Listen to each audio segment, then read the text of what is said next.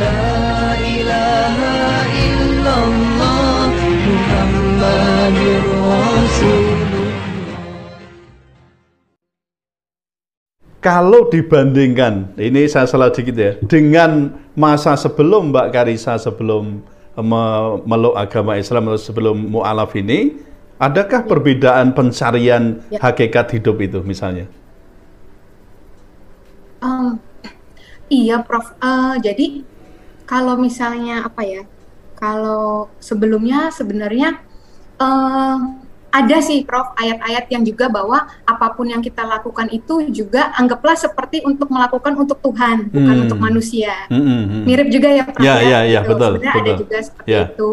Nah, cuman yang saya rasakan bedanya, Prof, di Islam ini sangat, mungkin kalau orang melihatnya Islam itu justru rumit, justru saya melihatnya Islam ini memudahkan banget kita. Kenapa? Kayak misalnya azan ya, Prof.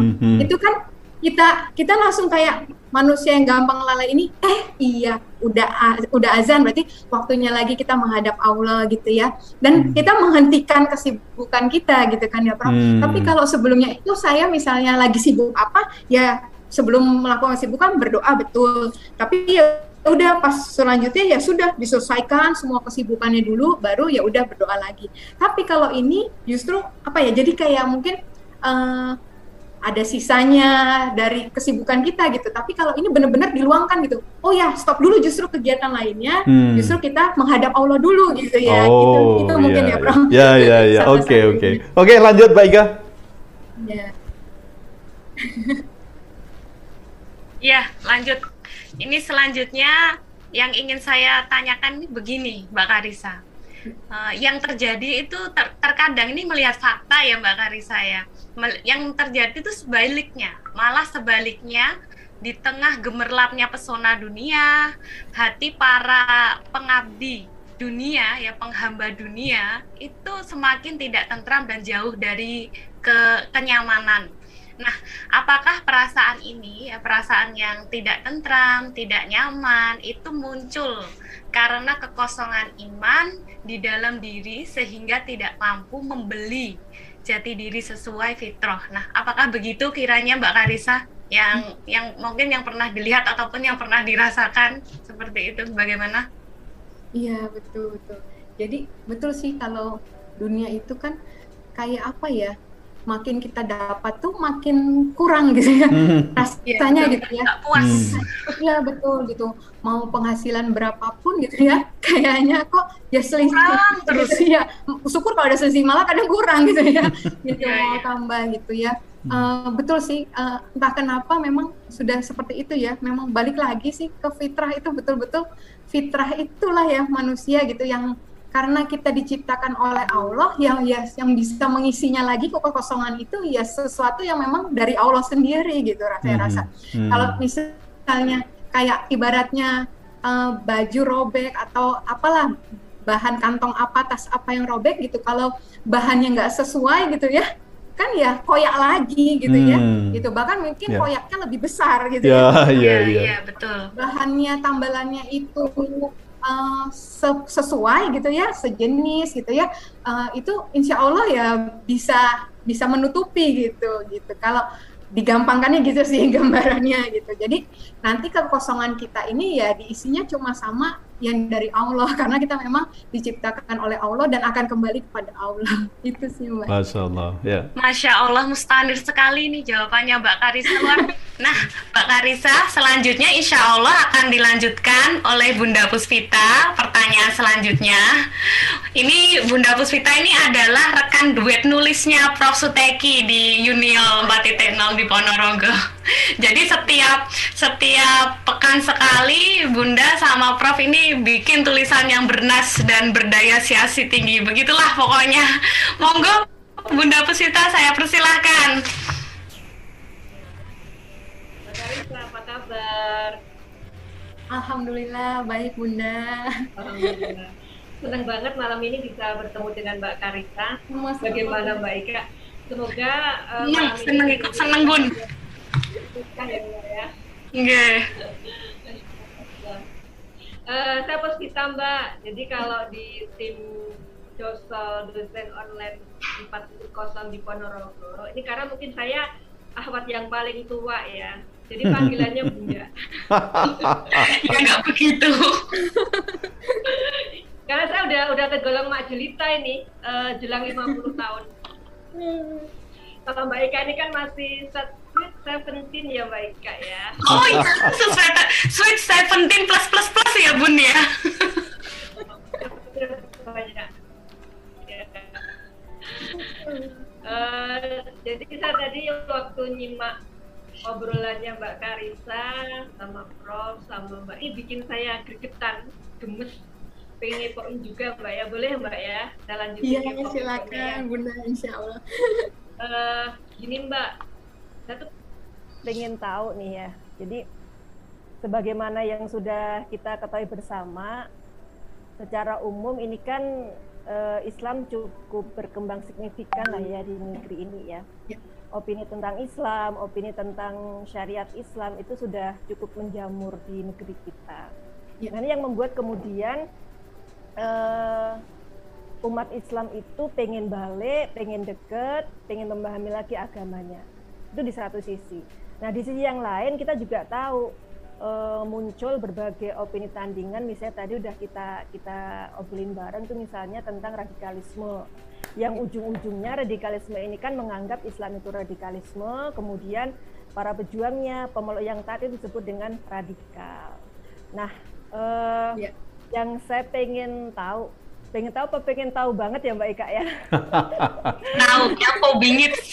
Ini kayaknya saya pengen tahu banget ini ya. Misalnya gini Mbak, kalau suatu saat ya Mbak Karissa ini kena stempel radikal kayak Prof Teki inilah ya. Prof Teki ini kan terkenal sebagai profesor radikal nih. Ande Mbak Karissa kemudian juga kena stempel ini sebagai dokter gigi radikal misalnya. Ini gimana Mbak Karissa cara menyikapinya Mbak? Iya, Masya Allah. Bukan akan andai sudah Bu. Oh, Masya Allah, sudah ya? Sudah, Masya Allah. dianggap seperti itu. Profesor ada temannya nih. Sudah dianggap begitu. Oh, jadi sama-sama radikal ya? Alhamdulillah. Iya, nggak tahu yang radikal yang mana nih Prof. Tapi tadi ramah, terdidik, dan berakal tadi. Ulang-ulang amelioratif. Radikal yang amelioratif. Dapat kosakata baru malam ini. Iya betul Bu Spita itu sebenarnya berawal kalau saya itu dari yang dari penampilan luar fisik gitu ya. Ketika teman-teman mungkin yang baru belajar pakai hijab itu modis-modis keren-keren, saya yang udah agak panjang-panjang gitu ya. Gitu.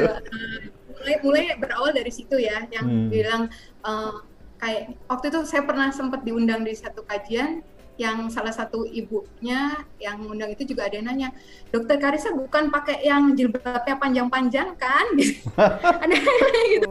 Waduh, padahal saya kadang suka pakai yang panjang. Nggak tahu ya rasanya tuh bukannya saya masuk kelompok tertentu atau apa sebenarnya. Entah kenapa makin kesini tuh makin malu gitu ya ketika kok kayaknya kok agak ngepas ya bajunya gitu. Kok kayak agak nyeplak ya bagaimana gitu ya atau gimana gitu. Ya jadi akhirnya lebih nyaman ketika ya udah panjang aja gitu, biarin lekuknya nggak terlalu kelihatan juga dan sebagainya gitu. Bukan dari sisi saya adalah identitas saya sebagai kelompok ini gitu. Itu enggak sih sebenarnya gitu ya. Dan itu memang sudah nggak tahu kenapa itu sudah ada gitu ya di opini itu gitu ya. Dan sebenarnya kalau menurut saya justru radikal itu bukan di penampilan sih, radikal itu justru di pemikiran kita ini gitu ya, gitu. Dan juga bukan ketika misalnya, gitu, nggak tahu nih, Prof, mohon dikoreksi ya, karena gimana ya, bisa aja kita nggak berpenampilan seperti itu, tapi pemikiran-pemikiran kita adalah pemikiran yang itu tadi, ketika kita mau ke arah yang betul yang gimana sih, yang lebih baik yang gimana sih, gitu. Ketika kita itu tanpa kita harus mengubah penampilannya. Sebaliknya sudah berpenampilan yang tanda kutip kayak radikal dibilang gitu, belum tentu kok kalau itu pemikiran radikal gitu. Bahkan saya menjaga hati betul gitu. Saya berusaha tetap menghargai proses hijrah setiap orang gitu. Jangan sampai kita merasa kita yang udah paling betul gitu, paling sempurna gitu hijrahnya gitu. Karena di situ justru kita jatuh gitu menurut saya ya Prof, ketika kita sombong, kita merasa lebih baik dari orang lain, bahkan saudara muslim sendiri ya gitu. Itu yang saya sedihkan gitu. Jangan sampai saya ketika saya tahu suatu kebenaran gitu, yang ada saya memandang rendah saudara muslim saya sendiri gitu.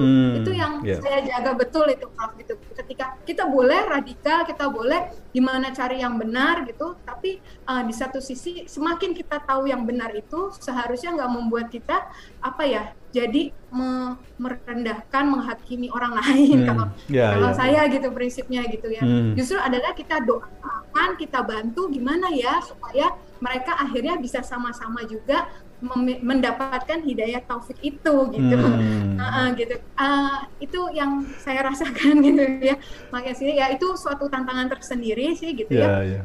Tapi yang saya berdoa ya itu semoga umat Islam justru nggak terpecah dari dalam sendiri gitu ya Bro.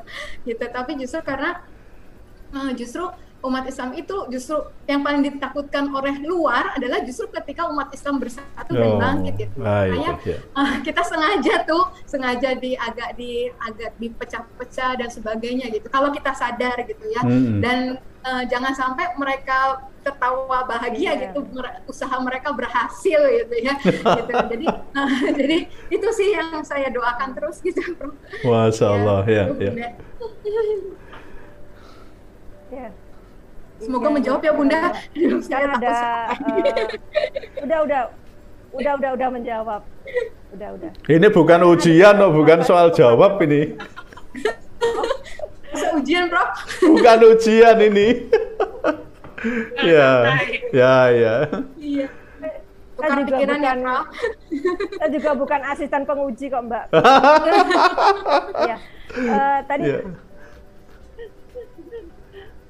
Tadi saya sepakat banget dengan apa yang disampaikan Mbak Karissa ya, terkait dengan apa ya, kayak ada yang strategi pecah belah ya Mbak ya, termasuk ada radikal, ada moderat, kemudian ada Islam apa tuh, Islam fanatik, Islam liberal, militarisme itu ya. Nah itu kalau benar liberal itu kan semata-mata strategi pengkotak-kotaan, pemecah belah buat apa? Memecah belah kesatuan umat Islam kan. Nah ini nyambung ya Mbak ya, nyambung dengan yang disampaikan Mbak Karissa tadi. Terus selama ini cara Mbak Karissa untuk menepis stigma radikal yang disematkan kepada Mbak Karissa gimana Mbak? Sembari tentunya Mbak Karissa meyakinkan diri bahwa selama ini ya Mbak itu sudah berada di jalan yang benar, jalannya Allah, udah istilahnya itu sudah on the track gitulah. Iya. Gimana selama ini caranya Mbak? Ya, jadi saya ini Bunda, jadi apa ya? Saya selalu berusaha memperbarui niat ya Bunda. Ketika misalnya gitu ya, apapun yang saya lakukan itu kan kita bukan mau cari ridhonya makhluk, ridhonya manusia. Kita cari ridhonya Allah gitu. Saya lebih ke nggak apa-apa orang berpikir apa tentang saya, yang penting saya di mata Allahnya gimana gitu Bunda. Jadi kalau kita ikutin nanti dikira orang begini, nanti dikira orang gitu, nanti saya kalau deket sama guru-guru ini dikira saya masuk golongan mereka atau apa gitu. Saya enggak sih Bunda. Jadi ketika saya diajak tukar pikiran dengan guru ini, guru itu gitu Bunda, ya udah gitu saya ikuti, saya pelajari, saya ambil, kita berdoa gitu ya Allah tunjukkan yang hak itu hak, dan yang mana yang makin mendekatkan aku sama Engkau, dan jauhkan dari yang batil gitu ya, yang mampukan saya membedakan yang hak dan yang batil. Seperti itu doa yang nggak pernah lepas gitu ya di zaman fitnah terutama terhadap Islam ini. Itu doa yang nggak pernah lepas ya Bunda. Itu ada yang kelihatannya kayak hak tapi ternyata bukan hak, ada yang terlihatnya batil ya ternyata nggak batil loh. Bisa aja gitu ya. Jadi itu yang saya berdoa itu minta tolong seperti itu. Kalau kita agak terpengaruh gitu dengan nanti saya jawab gini, kata-kata orang itu agak menghambat saya untuk makin dekat sama Allah gitu ya. Jadi ketika itu ya udah mengharapkan ridhonya Allah aja gitu. Pasti tantangan ancaman, hujatan, fitnahan itu ada Bunda. Udah mulai ada yang kirim segala macam itu ada Bunda gitu. Kirim apa Jadi, Mbak? ada Kirim surat apa? kaleng Bunda, surat kaleng dari Amerika ada Bunda. Jadi isinya tentang, pokoknya coba Mbak lihat ini, ada tentang Islamnya, tentang Rasulullahnya, tentang Al-Quran, semua negatif lah gitu ya. Kemudian ada yang DM Instagram juga gitu, ada segala macam gitu Bunda. Terus ada juga, nah ini kalau itu mungkin dari sisi yang non muslimnya gitu ya. Tapi dari sisi muslim sendiri juga, Dokter Ica jangan ikut itu udah yang ini paham itu gitu. Coba ikutinnya yang ustadz ini ustadz itu gitu ya. Ya saya terima semuanya ya gitu ya. Alhamdulillah gitu kan, Allah bisa bicara dari banyak hal, dari banyak orang gitu ya. Tinggal kita yang bisa belajar menyaring. Ini, melihat ini Allah mau apa sih maksudnya. Betul. Allah maunya saya belajar apa sih dari masalah ini, dari perkara ini, lebih ke situ sih Bunda gitu.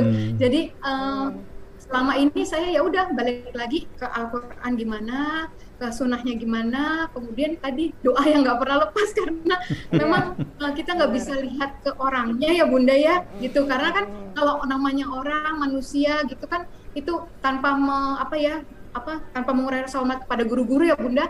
Kalau kita lihatnya guru atau orangnya saja mungkin kita bisa kecewa, bisa sebagainya gitu.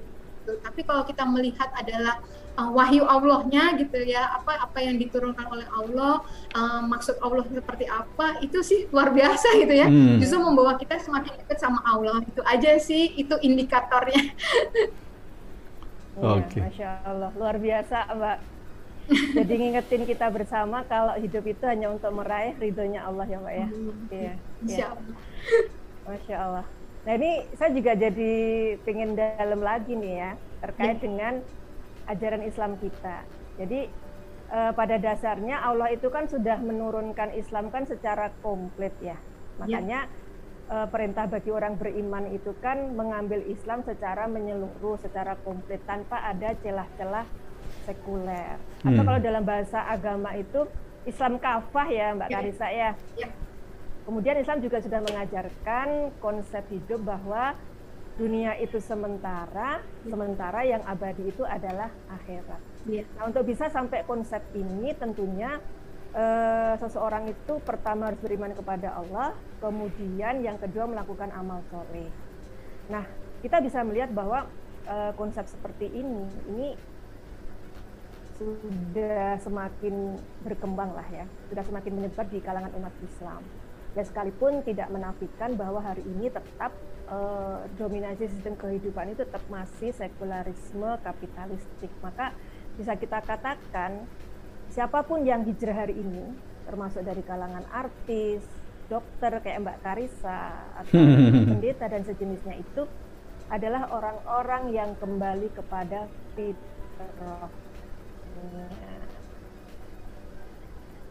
Nah, yang saya ingin tanyakan ya terkait dengan ini tadi, kalau menurut Mbak Karissa, untuk menjalankan luhur atau dalam bahasa agama tadi kafah, atau kira-kira cukup dengan alat prasmanan, Mbak? Kalau prasmanan itu kan kayak apa ya? Kayak kita makan di pesta pernikahan itu ya, ya kita ambil, yang nggak enak ya kita tinggalin gitu. Kalau syariat yang sekiranya kita bisa, kita mampu, nyaman, kemudian kita lakukan. Tapi yang nggak enak, yang dinilai radikal kan kemudian kita tinggal gitu kan. Nah ini saya kepo nih ya, seorang dokter Karissa yang baru masuk dunia Islam menyikapi yang kayak gini nih gimana Mbak? Ya, makasih Bunda. Dulu itu saya pertama kali dengar kata kafah ya Bunda, kalau boleh cerita, itu justru saat saya pamit dari Pondok Pesantren Umi Irena Handono ya. Waktu itu saya sempat 3 bulan di sana kan. Nah itu waktu mau keluar itu saya dipesani oleh Bunda Umi Irena itu jadi muslimah kafah ya.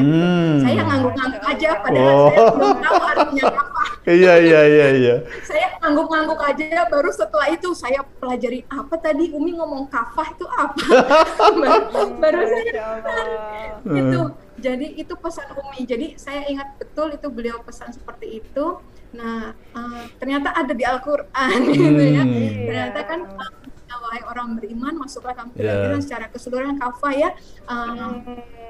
Kalau enggak itu apa mengikuti dan jangan ikuti langkah-langkah setan ya. Setan sesungguhnya setan itu musuh yang nyata bagimu. Benar. Betul. Nah, jadi dari situ saya melihat, oh berarti nggak ada pilihan lain ya ketika kita nggak belajar untuk menjadi Islam yang kafah, kita mudah sekali untuk jatuh dalam tadi ajakan-ajakannya setan gitu ya. Kalau kita diajak maksiat, kita langsung lihat gitu ya, oh itu maksiat harus dijauhi gitu ya. Tapi ketika sesuatu yang lebih ke distract sifatnya, lebih kayak nyimpangnya dikit-dikit gitu, itu kita nggak sadar, tahu-tahu kita udah harusnya misal lurus gitu ya, kita akan nggak sadar kalau kita sebenarnya cuma geser 5 derajat misalnya, geser 5 derajat, tahu-tahu kita betul-betul sudah bukan di jalan yang lurus gitu ya. Jadi waktu itu saya cuma taunya, oh pilihannya ya cuma kafah gitu ya. Kalau enggak ya kita jatuh dalam tadi perbuatan setan tadi gitu, yang dalam bisa berwujud banyak hal seperti itu. Nah terus kemudian juga saya ngelihatnya juga kalau misalnya perbuatan setan tuh yang tadi ya mungkin nggak disadari itu ternyata nyimpangnya dikit-dikit gitu. Taunya kita ternyata udah jauh sekali dari jalan yang lurus itu gitu. Dan memang tingkatan beriman itu kan ada tingkatan ya kalau nggak salah dalam berislam itu, mulai mungkin tadi yang disebutkan Bunda yaitu berislam dari sisi syariatnya gitu kan, kemudian berislam dari tingkat imannya, kemudian tingkat ihsan, paling tinggi lagi nanti tingkat sudah menjadikan Islam itu worldview ya, nggak cuma ideologi tapi worldview sendiri gitu, ketika paradigma dan pemikiran kita itu satu gitu. Ditundukkan semua di bawah Islam gitu. Itu yang insya Allah bisa sampai ke situ gitu ya. Kalau sekarang masih tingkatnya di syariat ya memang begitu gitu. Kalau tingkatnya syariat ya itu masih tingkat paling bawah, milih-milih syariat itu tingkat paling bawah. Iya. Masya Allah, luar biasa banget, inspiratif banget pokoknya ya. Prof, ini kayaknya sementara saya udah puas nih ya. Sementara saya udah puas ini ya. Ini saya kembalikan ke Prof aja. Wow. Nanti kalau saya ada ide nanti nyambung lagi ya Mbak ya. Iya. Oke. Ya.